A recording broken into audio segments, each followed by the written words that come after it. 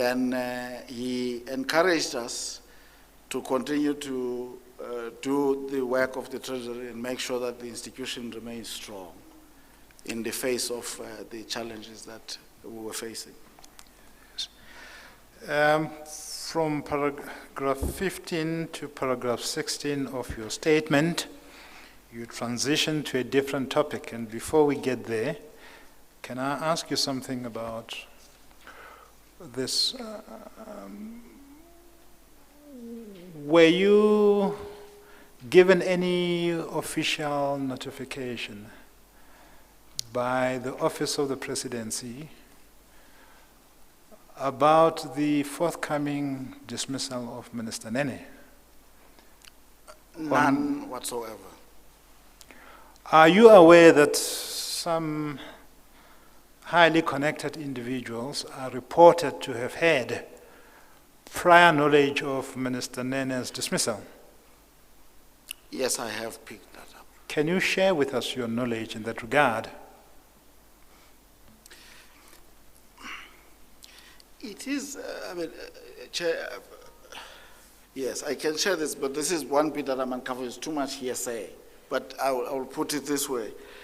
I have since known that, in fact, let me go back. It was around November that at a breakfast gathering of the bank CEOs, this is when I was DG, and on the occasion of a visit by the president of the BRICS Bank, Dr. Kamath, I think I'm remembering his name correctly, that one of the persons in attendance at that meeting pulled me apart and pulled me aside, and said, you might have a new minister soon. And I asked the president, I said, but where do you get that from? It's November now. The budget is in February. Surely it is your soon after February. And he said, I think it will be sooner than that. I was a bit dismissive of it, but as we were walking to our cars at the end of the meeting, the person said, I am actually serious because I've heard from friends that certain people have been asked about the possibility of replacing your minister. But to be honest with you, as I say, I'm reluctant to talk about that stuff, yes, because it's just hearsay. If you hear all of that stuff, you would run away from your own shadow. Yes. So I dismissed it, but I had heard it, and I remember it. All right. Tomorrow I will refer to a Sunday Times publication on that issue. Yes. And ask you whether, as the official of Treasury, yes, at that point in time, you picked up those news, and if you did, what did you do about it? But it will be a subject matter that we will debate tomorrow. Okay. For now, you have anticipated a topic that you raise in paragraph 17, perhaps in a different context. And there you say, after there was an announcement of Minister Nene's dismissal, officially, by the Office of the Presidency through a media statement around 8 p.m. On the same evening, you received a telephonic call from Mr. Enoch Gondongwana. You confirmed that you did. That is correct, Chairman. And you say in the course of that conversation, he said something which is not only dramatic, but worrisome. And I quote in paragraph 17 of your statement. You say, he said the following, quote, "You are now going to get a Gupta minister who will arrive with his advisors." Close quote. Facts first. Was that what Mr. Gondongwana conveyed to you, as far as you recall, on that evening after you spoke to Minister Nene? That is correct, Chairman. Chair, you will no doubt receive the evidence of Mr. Gondongwana in due course, and we would like to test whether or not he corroborates or repudiates this part of the evidence. But for now, it is there on record before you. Second, what did you understand him to say when he said, you will now receive a Gupta minister? Bearing in mind, Chairman, that at that stage, I didn't know what I know now, and we'll come back to it, which was the approach to Mr. Jonas by a Gupta person. I kind of didn't quite understand what he was saying, and I asked Mr. Gondongwana what he meant exactly by this. And he said to me, you mean you guys don't talk to one another as DGs? I said, what do you mean we don't talk? We do talk, but not about what you're talking about. It sounds a bit strange to me. He said, no, I would suggest that you perhaps have a conversation with your colleague, Dr. Tibedi Ramuncha, who at the time was the Director General at Mineral Resources. In context, by 2015,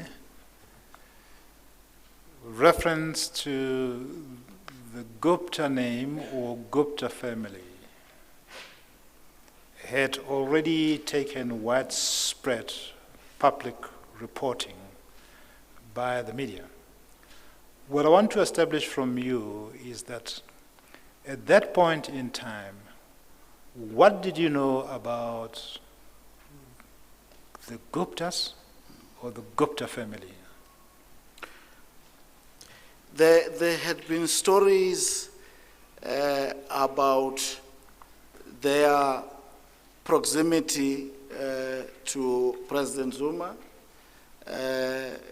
relationship that they had with business relationship, friendship that they had with his son, their ability, it would seem, to interact with people in positions of authority, influence them and stuff like that. A lot of that stuff was floating in the news.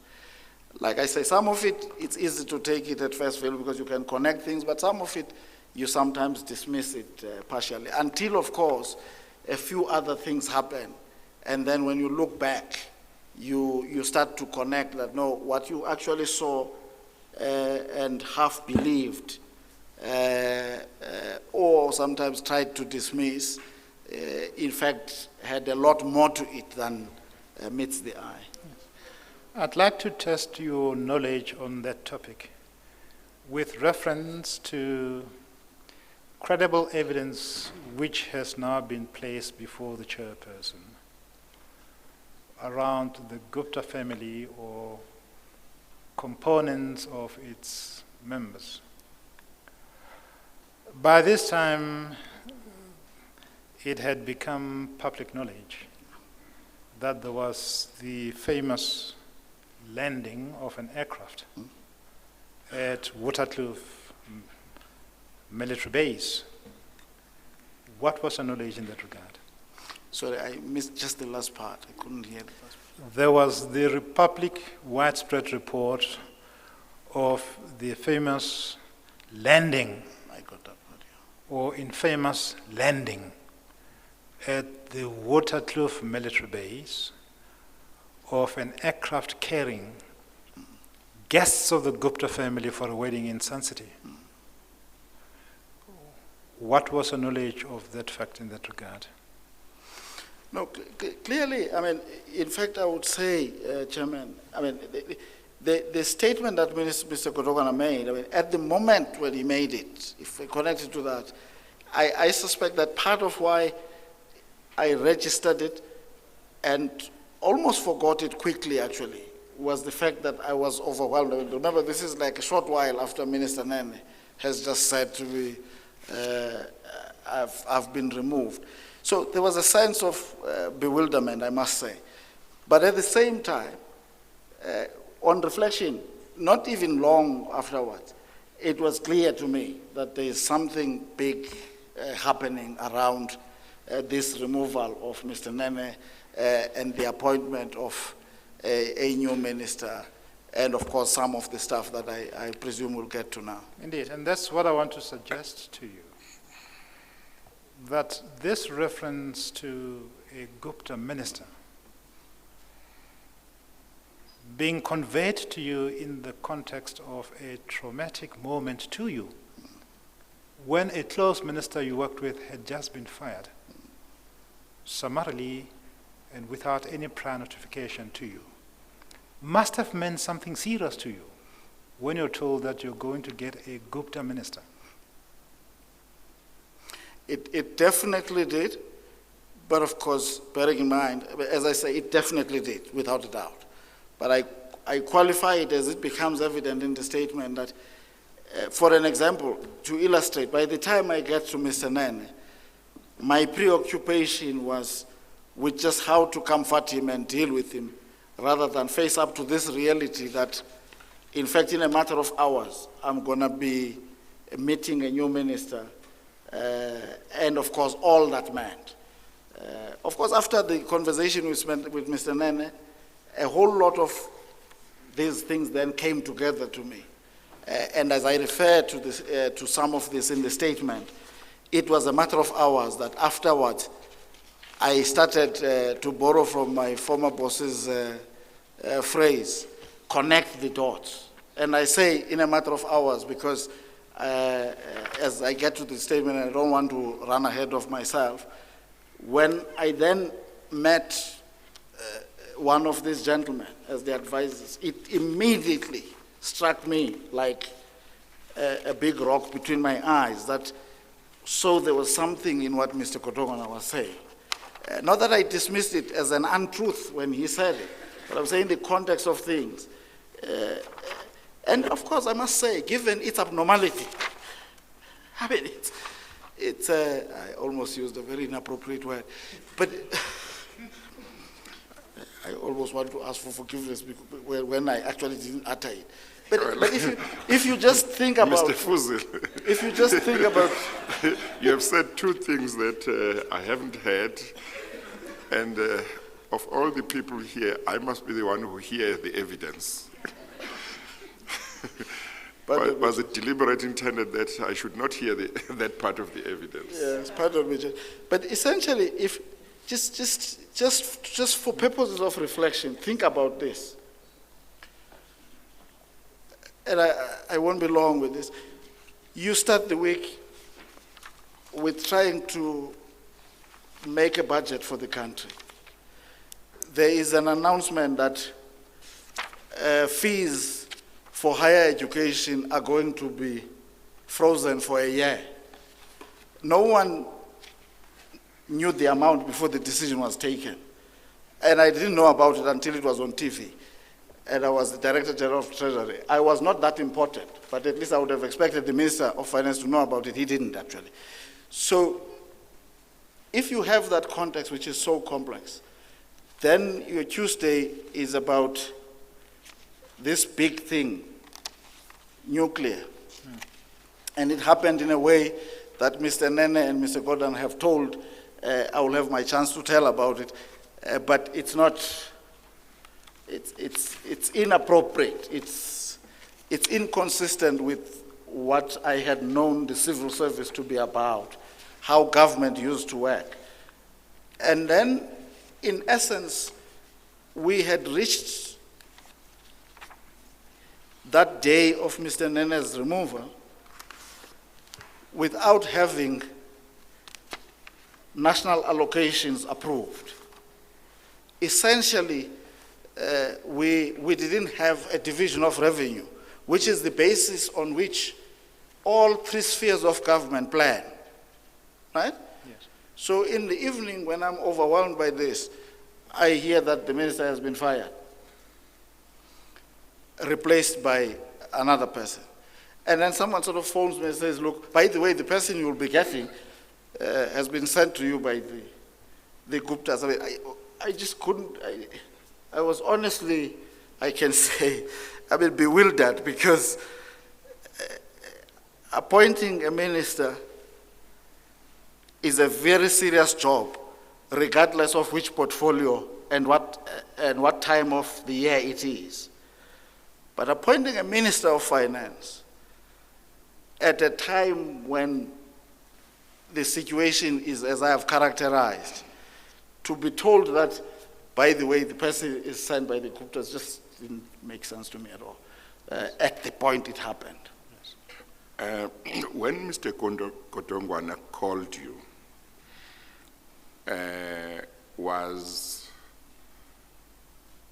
the issue of Minister Nene's removal already in the public domain, or was the situation that he had been told and he had told a few people close to him, but it was not yet official in the public domain? It had been in the public domain, Chairman. Oh, so okay. I really assume, and I may be wrong on this, that, or let me say this, there is no reason for me to think that it would be incorrect to think that he had heard it from the media, because the story had broken in the media by that time. Well, I'm just asking because I know that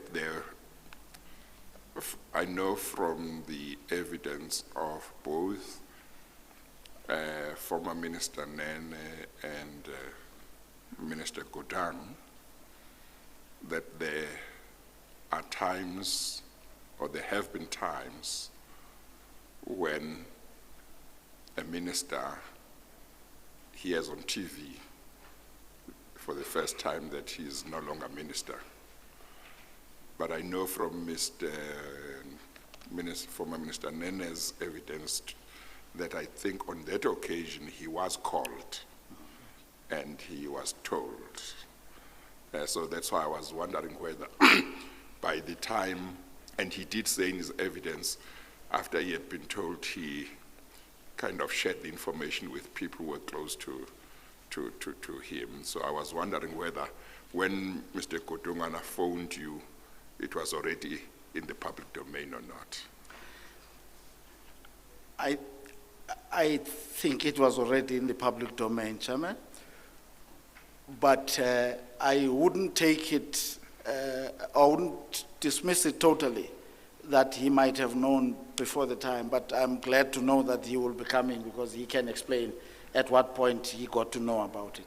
The times are so close in my case that it would be hard for me to discern, especially given that every time things happen, which is the difficulty with these processes, one does not always check what time is it when I get this call, because you never know that you will be asked rather to specify the time, but it was close to the time. I've got reason to believe that he knew from the media.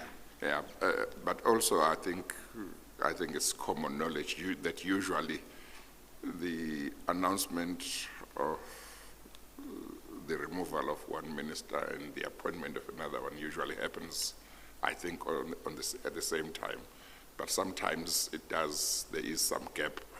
But I think most of the time it seems to happen at the same time. Or sometimes an announcement happens of who the new ministers are, and then you can just see who is no longer included, who was there before. More often than not, when ministers are announced, this I can say, having been closer to the system, the process has been underway for some time, actually, because people have got to be called and told, and once that happens, leaks happen. By the time it's announced, it's no, but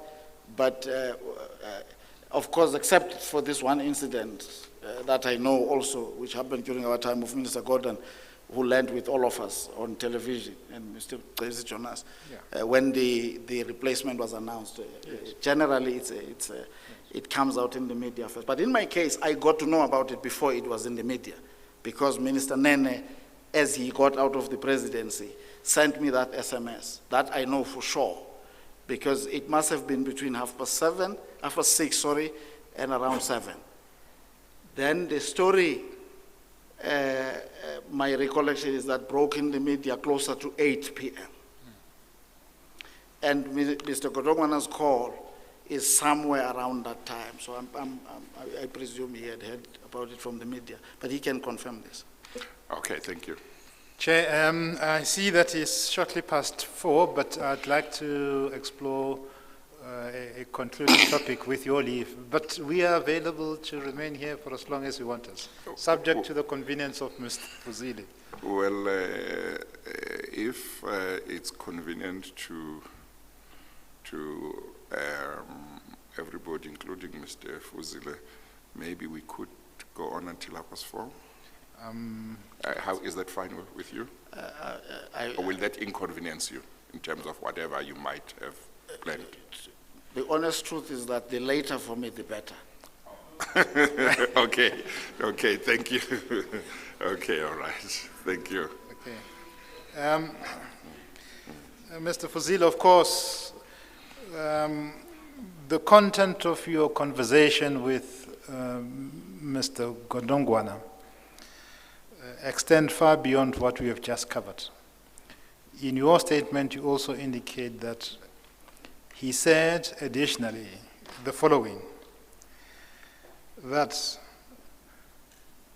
when a Gupta minister arrives, he or she will arrive with advisors who are appointed by the Guptas. That is true. You went even further from your statement, because you say that he said, even that Gupta minister who arrives with advisors appointed by the Guptas or given to him by the Guptas, he would not know who those advisors are. Is that correct? That is correct.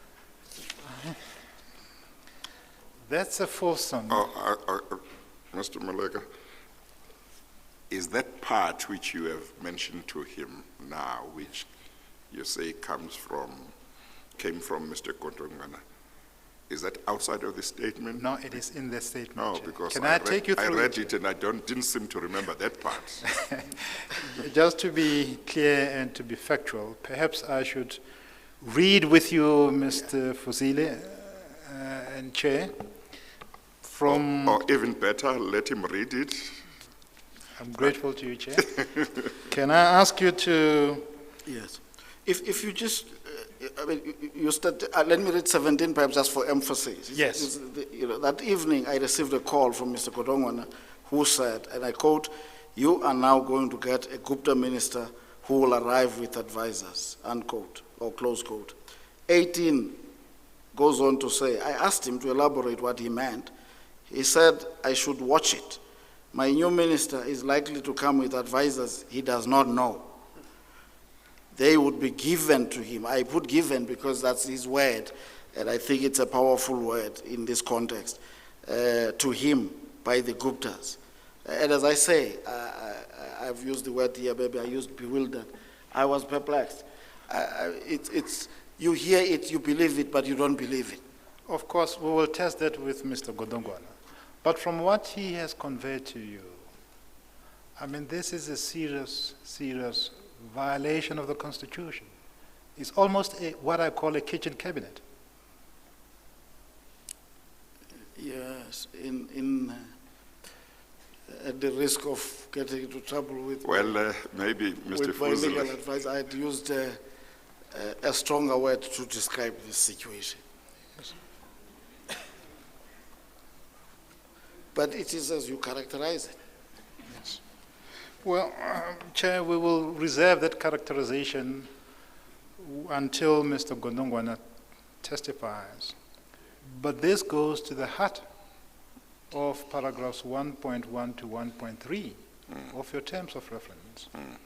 That someone, somewhere, outside the provisions of section 85 and 86 of the Constitution would be known at this stage, so the allegation goes, to appoint a minister and to appoint for that minister advisors for that minister and appoint advisors which that minister does not even know.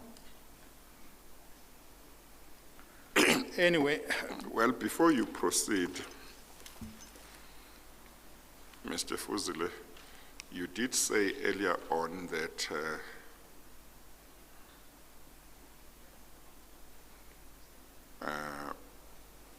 Minister Nene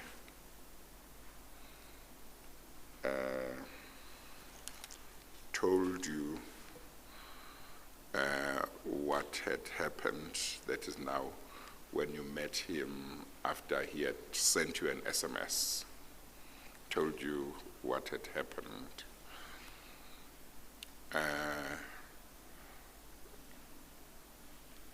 Mr. Jonas has given evidence before this commission, and I can't remember whether in your statement you deal with any meeting you might have had with him in October 2015, after, according to his evidence, he had been at the Gupta residence. But even if you don't deal with, may I find out whether you did have a discussion with him when he may have told you what had happened?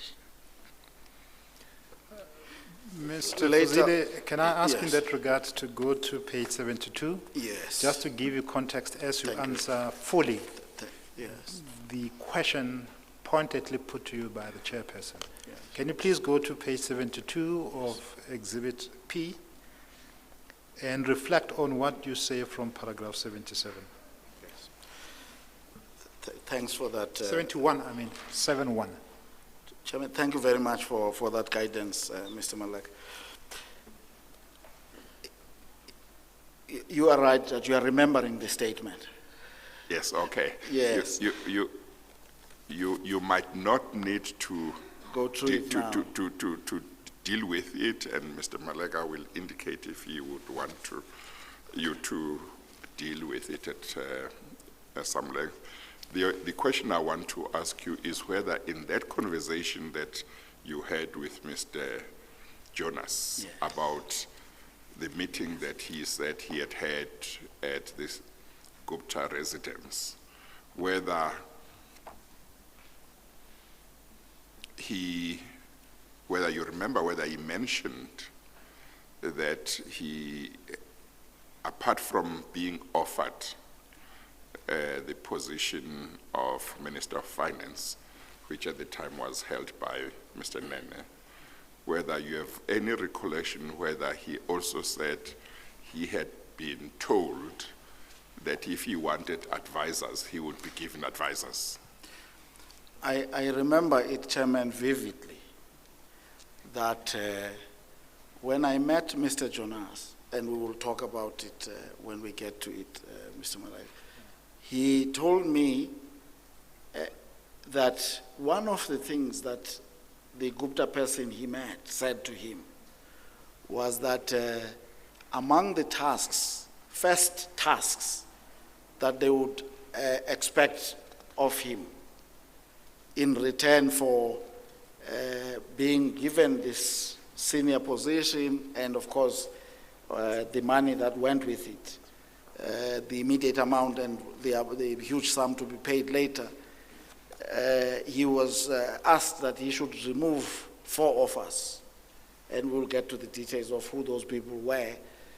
In addition to that, he was then told that he would be given replacements for us.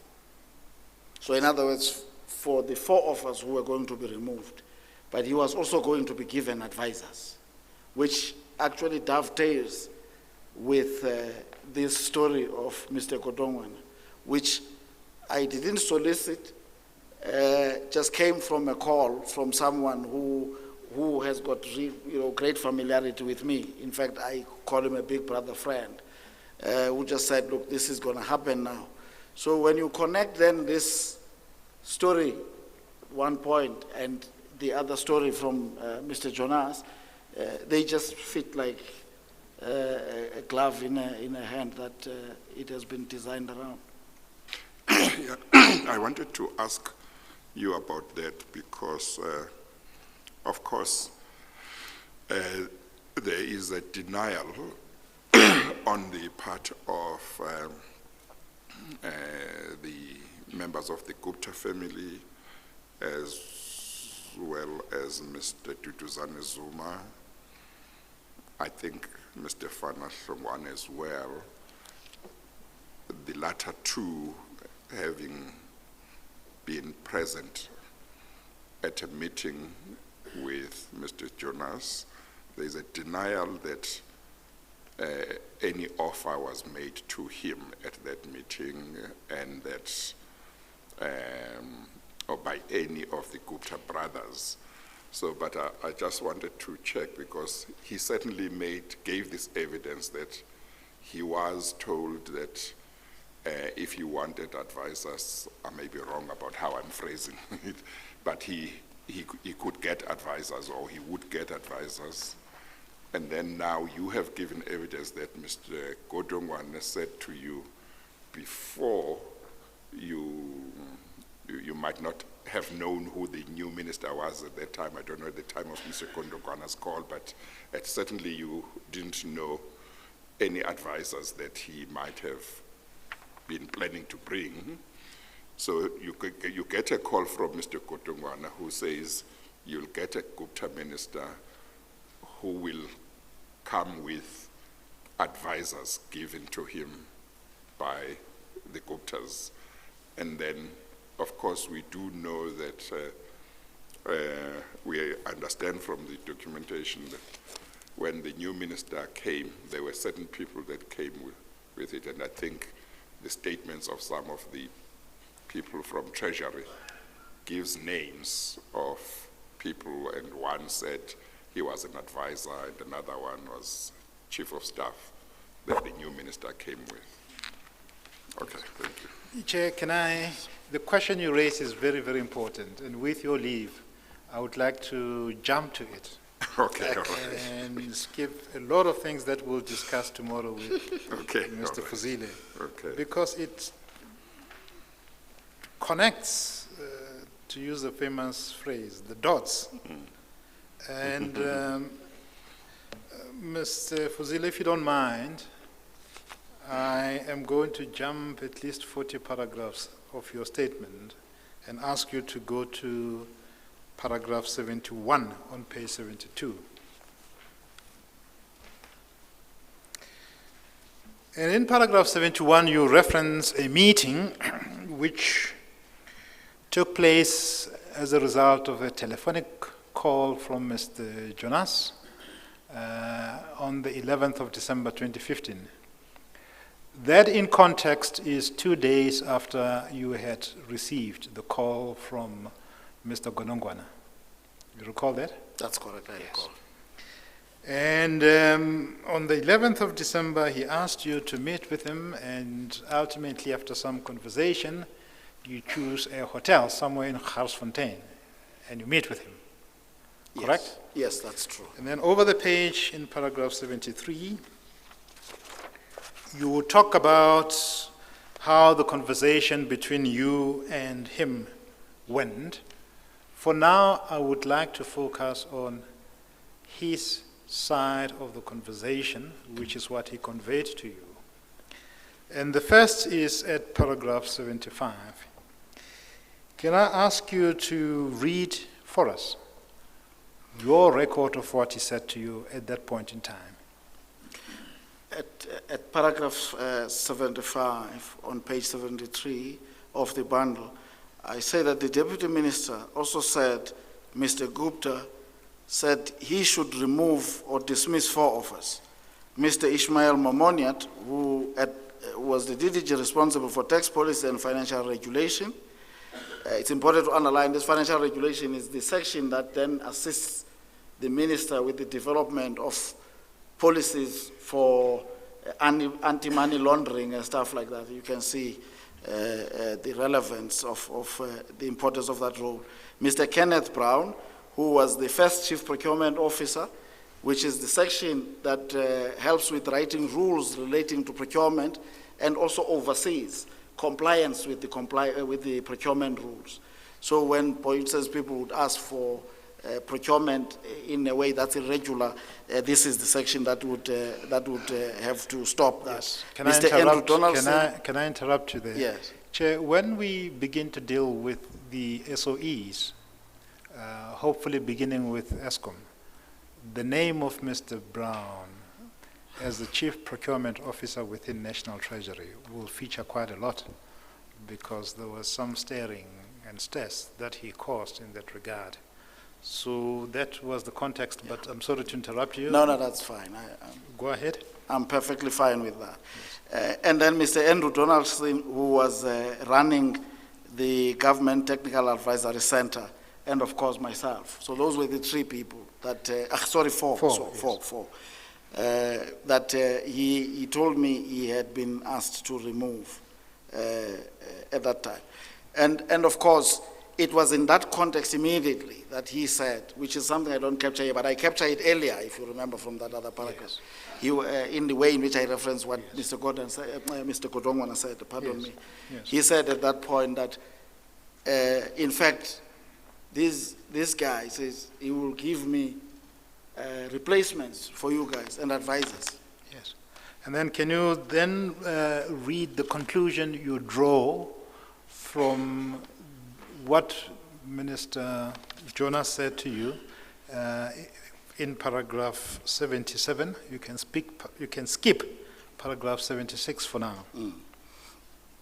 Now I say that the conversation with Mr. Jonas helped me form a good picture about the modus operandi involving ministerial appointments and advisors. If I may elaborate, then when you see this and you connect it to the phone call of Mr. Godongwana, and you connect it to his reference to the Department of Mineral Resources, and we'll talk about this later on, because the advisors that Mr. Van Rooyen showed up with, one of them was an advisor at Mineral Resources. So the comment that Mr. Godongwana made was not an off-the-cuff, ill-considered comment, actually. There was really something in it. Right.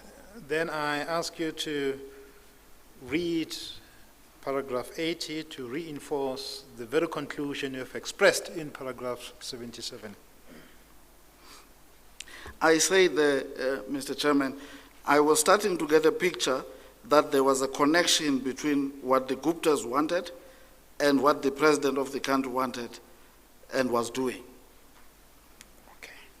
And the part by was doing, which is the removal of people and their replacement with people who, in this case, it would seem the evidence suggests, would have either been suggested by the Guptas or connected to the Guptas, and would come with advisors given to them by the Guptas. And it will become evident as we talk about this, that in fact, Mr. Van Rooyen's familiarity with the people he brought as advisors was very limited, if at all. Chair, we will converse that issue quite at length tomorrow, but for now, may I ask for your permission to deal with 2 more matters before 4:30, unless you have some questions to put to... Well, I want to find out your estimate of how much time may be needed to finish his evidence. Yes. Chair, I hope that my Now co- that I know that from his part, the later he leaves, the better. Yes. Chair, what we have done is that we have arranged for the Treasury witnesses on the timetable to be here for 2 days. And I can assure you, without any fear of contradictions from my colleagues, that we will certainly finish the evidence of those Tomorrow. 2 witnesses tomorrow. Oh, okay. Because Okay. one of them is going to be fairly short, and that is Mr. Mahajani. Oh, And the other is going to corroborate without repeating aspects of Mr. Fuzile's evidence. okay, okay. So we don't need to necessarily delay the adjournment this afternoon. Not There's at all, enough Chair. time tomorrow. Not at all. I feel comfortable in suggesting that we will finish all of them tomorrow. Yes, Yes. okay. But before we adjourn So for you today, can, you can wrap up for today. yes. Mr. Fuzile, I'm going to take you back to where we were, and that is the conversation that you had with Mr. Gonongwana. And I would want to ask you some conclusory questions on that conversation. The first is this. Did he tell you who those advisors would be that would be accompanying your new minister? No, he didn't. Did you ask him? No, I didn't. Did he indicate the role of those advisors who would come with a new minister? He said 2 other things. One of them was uncomfortable with writing it down because he said, anyway, one can soften this. I wish I had. No, look, let me just indicate this to you, that Yes. in this commission we would prefer witnesses to tell the truth to the best of their recollection, No, without softening anything, because the chairperson is called upon to pursue the truth wherever it leads him to. For So- instance, So maybe just to add, I want to see the full and true picture of whatever was happening, whatever the attitudes may have been, whatever was being pursued.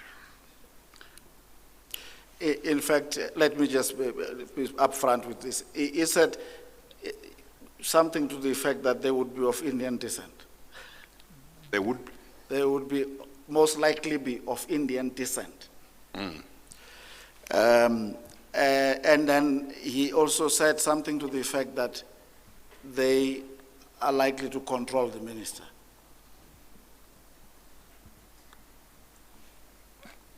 And that is the truth as best you recollect it. Yes. And then he suggested that you should call Dr. Tibedi Ramuncha, who at the time was the Director General for the Department of Mineral Resources. I take it that you recall his name and office at the time. Yes, I remember it, Chairman. I mean, he was your counterpart in national government. Yes. I assume that you've had some prior discussions with him, you're familiar with him, and collegially you would have been very comfortable in talking to him. Yes. Did you ever manage to call Dr. Ramuncha? No, I didn't, but I did bump into him at some point. Why did you not call him?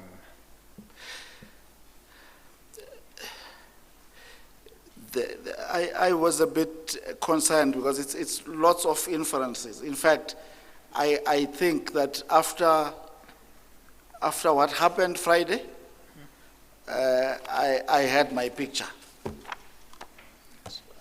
I didn't need anyone to help me form the picture, as I say in my statement.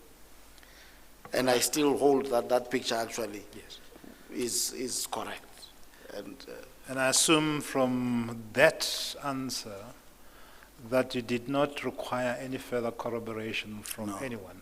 That is correct, Mr. The picture was clear to you just as night follows day, or vice versa. It was clear to me that what essentially Mr. Godongwana was saying, I could infer that what is about to happen or is happening in your department is what has happened at DMR. And if you want to understand it with these bits that I've talked about, Yes. you will find them. Yes. And if you go through, as we go through this evidence, Yes. you see the similarities. Yes. Chair, I wonder whether this is an appropriate moment to adjourn for tomorrow, and if we could resume the normal time at 10. No, that's fine, thank you. Mr. Fuzile, we are going to adjourn now and resume tomorrow at 10 o'clock. So if you could be back tomorrow at 10. We adjourn until tomorrow at 10.